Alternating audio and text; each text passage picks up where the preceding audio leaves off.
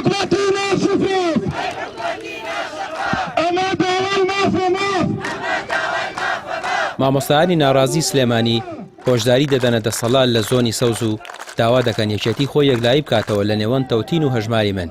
ماوەی 48 کاتژمێریش مۆڵەت بە یەکێتی نیشتیمانی دەدەن و بە پێچەوانەوە دەڵێن ڕێگە لە ڕۆشنی تەنکەرەنەوتەکان دەگرین و گرفت بۆ کەرتی بازرگانیش لە سنوورەکە دروست دەکەین.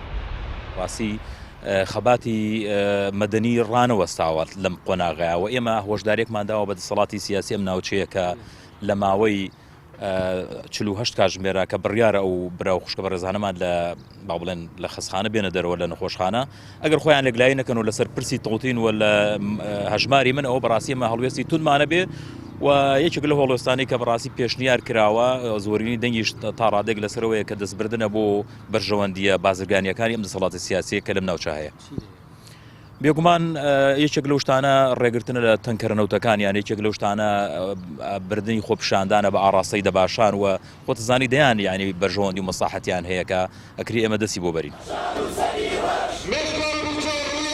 ئەم هەڵوێستەی مامۆستایان و فەرمانبەران دوای ئەوە دێت ماوەی 15 ڕۆژ هاوڕێکانیان مانیان گرت و هیچ بەرپرسێک لای لێ نەکردنەوە. خوا هەڵناگرێت سەرجارێک بەرپرسانی زۆنی سەوز خۆیان کرد بەژێر خێمەکەدا، بەڵام کۆبوونەوەکانیان هیچی لێ سەوز نەبوو. ئێمە یەکێتی نیشتیمانی کوردستانە خێنە بەردەمی بەرپرسیارەتی کە بەشێکە لە دەسەڵات دیارە ئەم سەرۆکی یەکێتی نیشتیمانی کوردستان هەم جێگری سەرۆکی حکوومەتی هەرێمی کوردستان سەردانی خێمەیمان گرتوانیان کرد لەوێ یعنی ئەوەی کە کرد هەر سەردانێکی ئاسایی بوو هیچ بەڵێنێک نەدرا. بۆیە مامۆستایان لە هەموو ڕوویەکەوە لە هەموو کوردستانە دەستکراون لەوەی کە چۆن داوای مافەکانیان نەکەن. ئێمە چۆن ئەو مافانە داوامان کردووە لە هەولێر کە بەدەمانەوە بێ ئاواش داواکەین لە یەکێتی نیشتیمانی کوردستان کە لەم زۆنەیە باڵادەستە و هەیمەنەی هەیە بەدەم داواکاری مامۆستایانەوە.